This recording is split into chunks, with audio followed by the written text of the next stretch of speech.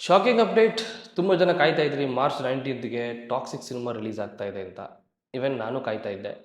Sudden ಆಗಿ shocking news ಕೊಟ್ಬಿಟ್ರು. March 19ಗೆ ಟಾಕ್ಸಿಕ್ ಸಿನಿಮಾ ರಿಲೀಸ್ ಆಗ್ತಾ ಇಲ್ಲ, ಪೋಸ್ಟ್ಪೋನ್ ಆಗಿದೆ ಜೂನ್ 4ಗೆ.